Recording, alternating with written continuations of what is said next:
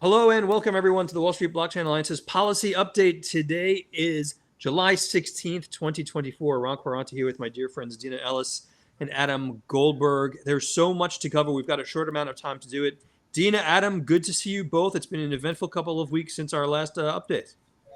Yeah, it's great to see you as well. Happy to be on our policy talk today. It's exciting times. Yeah, very, very busy times in the political We've got a world. lot to cover. Let me kick off with our usual disclaimers for everyone in the audience. And again, thank you everyone for joining us on LinkedIn and Twitter. If you've got questions or comments for Dina or Adam, please post them in the chat.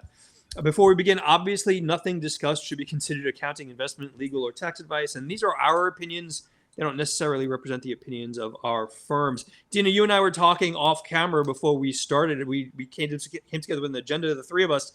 Of course, I'm going to rip that up. Let's start with the news from yesterday. Adam, Dina, J.D. Vance, now the Republican presumptive vice presidential nominee for the ticket, allegedly pro-crypto. Dina, what did you think when you saw the news? Oh, I right away thought, that's the first thing I thought, actually, was like, oh, Senator Vance, he's pro-crypto. This is really good for the crypto industry. You couldn't do much better than him. Especially, so he's been working on improving the House legislation, and, his office has been very active. So I thought this is very positive news in terms of, he has he's not good for big tech, but he has that sort of populist mindset of, the decentralization and, the concern about institutions and very similar views in terms of being a populist, similar to Trump. So, but for crypto, he's excellent. Dina, thanks so much. Adam, what were your thoughts when you saw the news? And it's interesting, I almost would have suspected Trump would have picked a different version of Pence, potentially slightly more centrist. I could be, you guys know more about Washington than I'll ever know. What was your thought when you saw Vance getting the VP nod? Well, there were rumors, and obviously there are stories coming out today that Trump was leaning towards Doug Burgum, the governor of North Dakota that ran against him in the primaries. And that would have been, exactly as you said, a safer pick, a Midwestern moderate governor, very much in the realm of Pence, kind of out of central casting, has the look, not super controversial, hasn't taken many stances on very specific issues. And there was rumors that Trump was leaning towards that way, and then his sons, Eric and Don Jr., who were very big supporters of J.D. Vance, really convinced him to go with J.D. Vance. J.D. Vance, it should be noted, is friends with Don Jr. They are very good friends. And so Don Jr. was his biggest promoter, I guess, to his dad to pick J.D. Vance. And I think what Dina said is very true. I mean, Vance, at least since he's been running for Senator of Ohio, and since Senator of Ohio has really tried to fashion his issue stances very similar in the realm of the former president, really has ran on the MAGA agenda, if you call it that, very populist, challenging. He calls them liberal elites, which is somewhat weird from a guy that went to Yale, lived in San Francisco, and worked for Peter Thiel, and so many of those elites. I'm going to have to respond to that, but go ahead. No, I'm just saying, people joke about that, but he even explains it himself. He says that when he lived in San Francisco, when he wrote Hillbilly Elegy, which is really what he became famous for, he said he had a very different outlook on how he viewed things. One of the things he did with Peter Thiel is he moved back to the Midwest, he moved back to Ohio, and started to try and do private equity investments in distressed communities that had not seen investments. That was one of the things he was looking to do. So he really does bring that populist, anti-establishment tinge that Trump has really been trying to bring back. He's seen as a logical successor to the movement that Trump has built. And Don Jr., if you ask him why he was picked, he thinks he's the most effective communicator for his dad's policies and his dad's vision on media. Go ahead, Dina. I feel Dina. So I'll just say really quickly. I mean, he makes complete sense from a practical standpoint and an election standpoint. I used to, for a number of years, I was the in-house lobbyist at Chrysler. I was there during the bailout or the rescue, depending on what part of the country that you're from.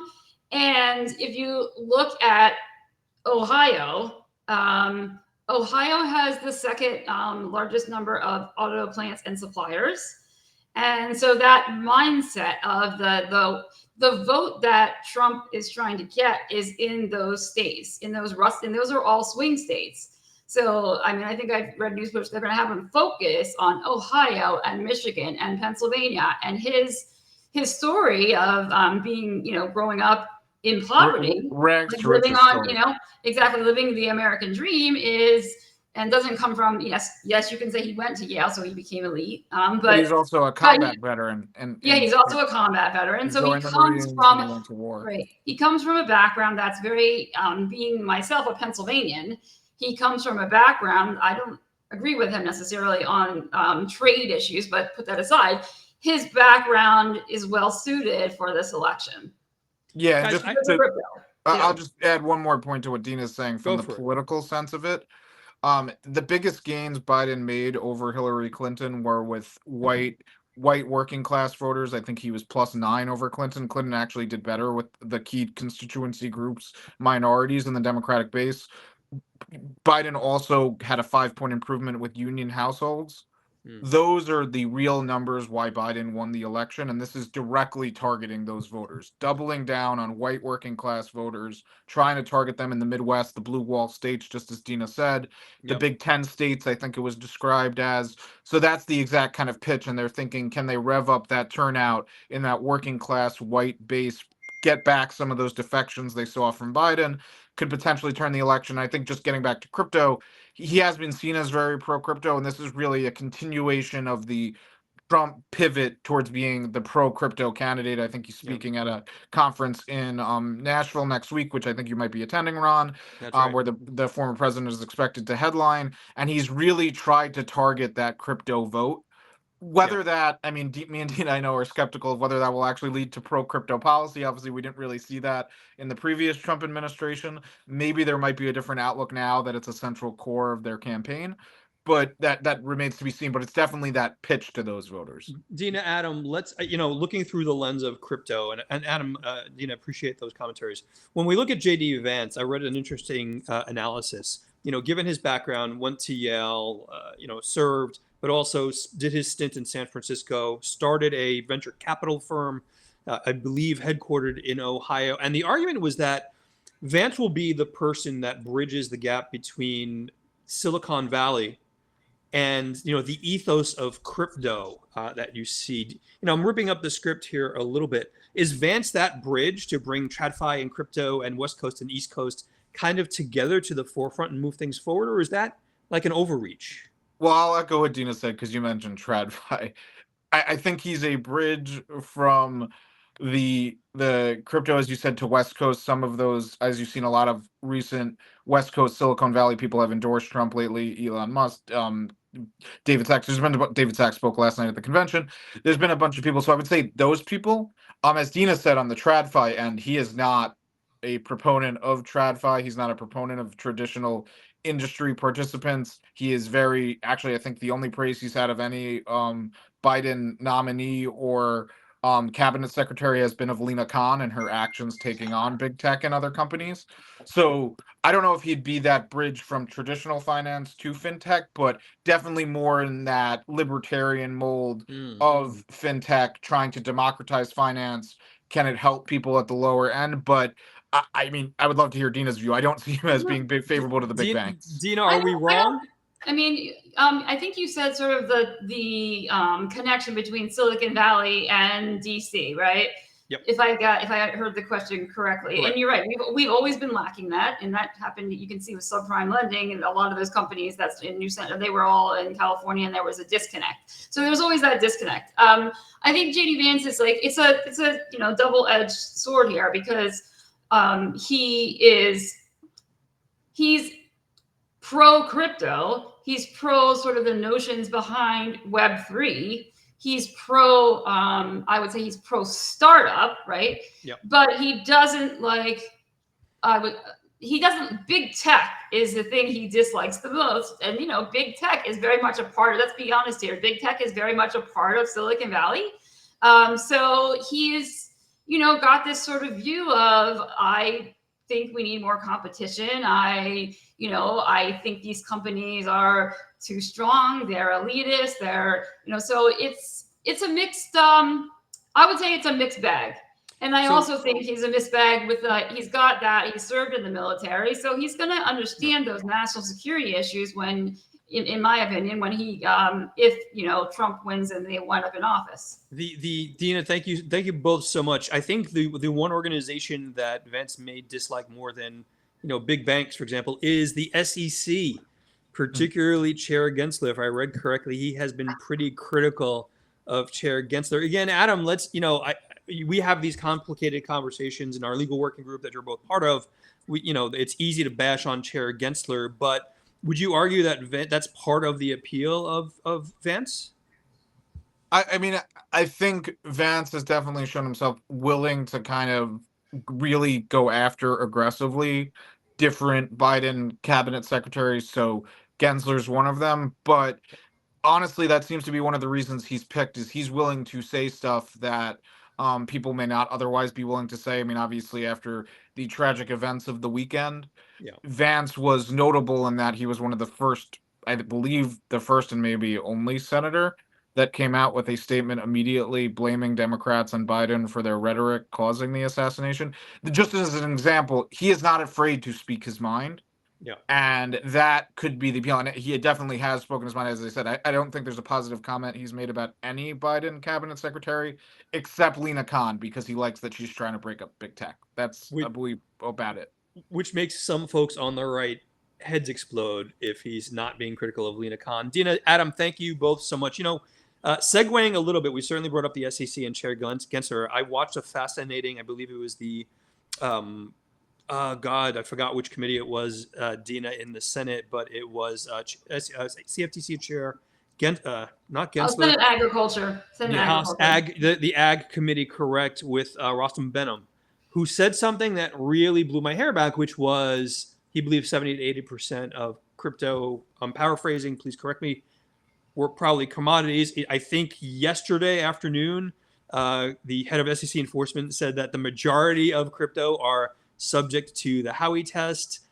What the heck, Dina?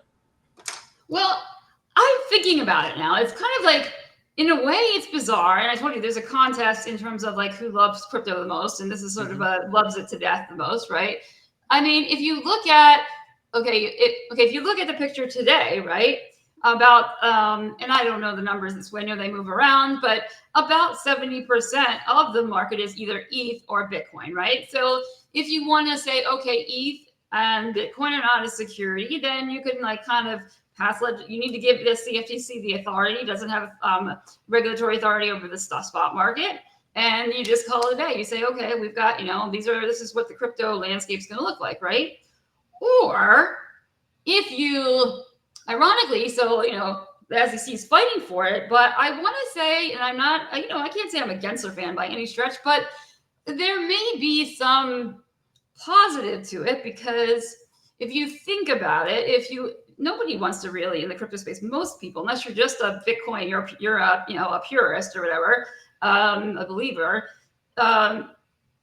My take is that there's, you know, potentially you'd want to see other types of cryptocurrencies survive. So like, you know, like this, you know, in different chains survive. So I look at it through that sort of that lens. Are we going to look at it sort of like, okay, pragmatically, ETH and Bitcoin, you know, not most of the market, if we just, you know, say they're not a security, we just kind of end this discussion? Or is there more to this discussion? Dina, thanks. Adam, where is Chair Benham getting the 70 to 80% number? Is it like Dina says, it's just Bitcoin and Ethereum? What Yeah, does he really mean in the broader market? Yeah, I think what he was saying is that basically his view is that Bitcoin and Ethereum are commodities. And I think we were having this discussion that essentially is the view of the administration, at least from the SEC's public filings. As everyone knows, the SEC has gone after multiple companies. They've identified specific tokens in all of their filings and said these have the nature of an investment contract under Howey, as Dina said. Ethereum and the token ETH have never been identified in a court filing as a potential security by the SEC. Obviously, Chair Gensler will not say that publicly. He will not say that he finds it to be a commodity because I guess he doesn't want to cede jurisdiction. But the important thing to note here is even with Rostam Benham claiming this, and again, I think that is the actual policy. Basically, he's saying it out loud that no one will say that is the actual policy of the administration. Again, if you look at the regulatory actions, The problem here is in the nature of the CFTC itself. Rustin Benham is the chairman of a commodities and derivatives regulator that regulates swaps principally and has never regulated a swap market at any time in their spot market at any time in their existence. If you were going to say that I think it's around a $3 trillion market now, Yep. and 70 to 80% of it again moves around, let's say we're talking about $2 trillion spot market, is squarely within the jurisdiction of the CFTC, that would be difficult for the CFTC because they've never regulated a spot market before, nor anything nearly that size, and also present a challenge to them because they don't have a robust enforcement and registration staff like the SEC does. The SEC has hundreds and thousands of staff members that register securities, review filings, go on enforcement actions. They have a whole group of lawyers. I think it's maybe the second biggest set of lawyers in Washington outside the DOJ. CFTC is completely different. Much smaller, much lower footprint, not as big of an enforcement staff, a very small registration staff that deals with swap dealers. Almost all of the enforcement is done by their self-regulatory organization for swap dealers and FCMs called the National Futures Association. Yep. So it would be very different from a regulatory model for them to actually effectuate this thing Benham's talking about. Okay, these are commodities. They're within the scope of the CFTC. We're going to regulate this market. And it's also a problem because they don't have the same authorities the SEC does. The SEC has a specific anti-fraud authority that's given to them by statute that allows them to do a lot of the enforcement that they do. Really, the only thing the CFTC has is market manipulation. That's what comes out of the Commodities Exchange Act. I mean, my presumption is on the CFTC that, you would have, you need legislation to give the CFTC authority over the spot market. I think that Benham's comments, people are thinking you can think of the 70 to 80% in different ways. You could think of it as like, okay, I'm really looking at everything and 70 to 80% of everything. And you're not thinking, okay, well, 70 to 80% is like Bitcoin and ETH, right? So you're thinking, okay, maybe almost every token out there, 70 to 80% of them are not securities, right? Or you can interpret it the way that we and Adam are interpreting it and saying, well, 70 to 80%, that's the ETH and Bitcoin marketplace. So Adam, let me push back just a little bit on that. And I absolutely see where you're both going. But why would Chair Benham go out on that limb then? Given the background, Adam, of what you're talking about here. And is it, I don't mean to sound as cynical as this is going to sound, but is it strictly a politics game? Well, that's what I'll answer. Yeah, and I think Dina will echo these comments. But yes, I think part of what Benham is doing is a little bit of legacy shopping. He, as was noted previously, his main sponsor, Debbie Stabenow, who he worked for years as a staffer, she is the head of the Ag Committee. She is retiring. So he's losing his main sponsor in Congress. Obviously, if the Democrats were to lose the White House, he wouldn't likely be chairman anyway. He would likely tender his resignation, as most people do.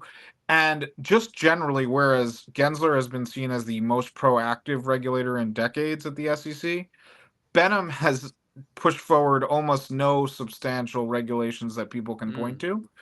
He did help implement the security-based swap rules that Gensler actually put forward when he was the chairman of the CFTC going back a decade. Those finally did. There was some coordination that needed to be done with the CFTC and SEC when those rules came into effect.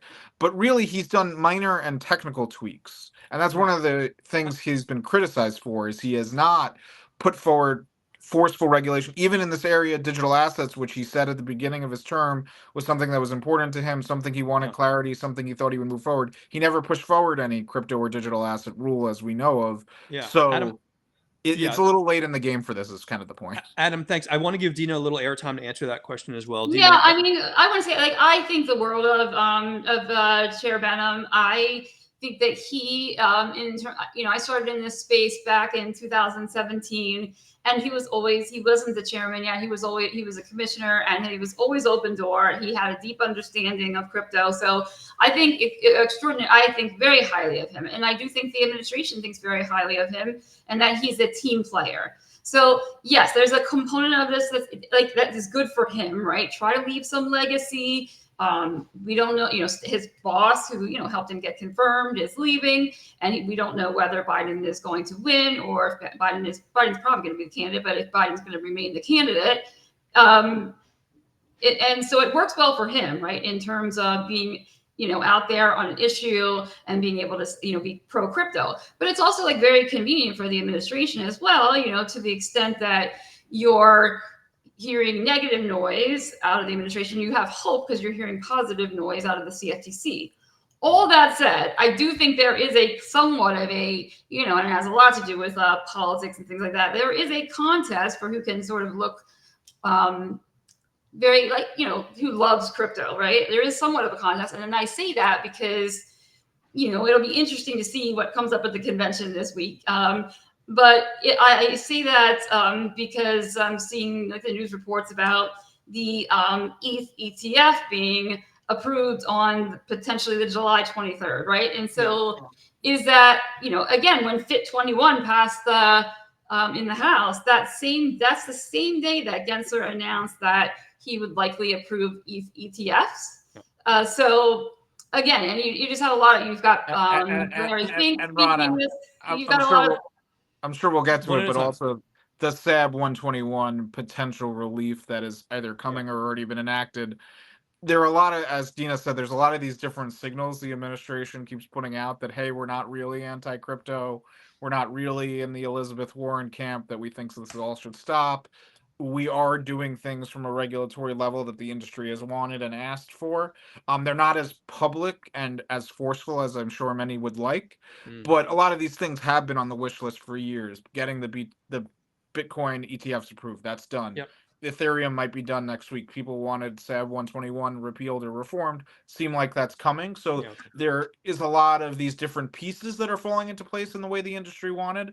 Maybe not in the way the industry specifically asked for, but they are getting a lot of what they asked. Dina, Adam, we got a lot to cover, and we're not going to go ahead. Last comment. I was going to say there's a settlement. The CFTC settlement with FTX for the $4 billion settlement. I think that's a pretty monumental act in terms of the CFTC over the last day or so. So I do think that one of the biggest settlements in history, right? Yeah, it's one of. So I mean, I think, as I said, like I think very highly of Chair Benham, and to the extent that okay, go ahead. I'm sorry, Dina. We've got to move on because we've only got about 7 minutes left or so. I want to wrap this up from a politics perspective, and for everyone in the audience, I try not to do this often as possible, but I'm going to just say it. Adam, Dina, is the Elizabeth Warren wing of the administration like falling from ascendancy in its kind of criticism of crypto, given some of the changes that we're seeing, or is it just kind of on hold, waiting for the election results?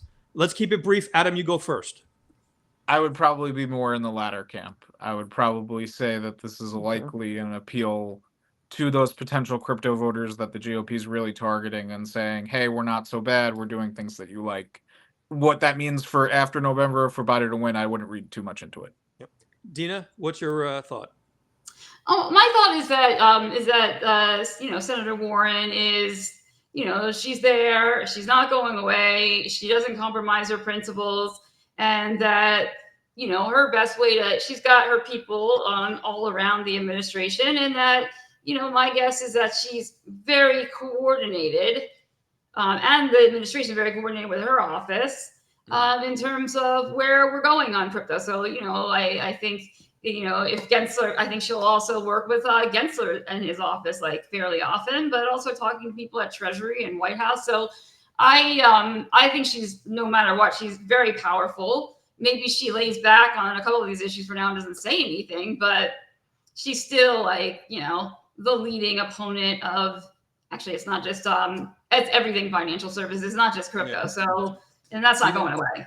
Dina, Adam, thank you both. One of the other things, it's been a really tumultuous couple of weeks. Adam, you alluded to the really tragic events of over the weekend that could have been much more tragic, whatever side of the political spectrum you're on. It's horrible to see that. But when we go back further, every week we think there's these super impactful things that happen. And not too long ago, there's some pretty significant Supreme Court decisions. I'm thinking particularly Chevron doctrine overturned. In the context of everything that we're talking about, SEC and CFTC and kind of everything around the administration of regulation, what does the Chevron turn, Adam, mean for the future of crypto as well? So I actually heard a somewhat contrarian take today from my former boss, which actually I'm somewhat sympathetic to and I hadn't really thought about as much. Actually, it might potentially be negative because it really pushes the regulators to do a lot more regulation by enforcement, because they're way constrained from actually putting out rules and regulations. So for those that don't know, Chevron deference is this Administrative Procedures Act case from a couple decades ago that Scalia wrote that really said we need to defer to the regulatory agencies because they're the experts. We need to allow them to write rules within their remit. Congress passes broad outlines. They fill in the gaps. The Supreme Court basically said no.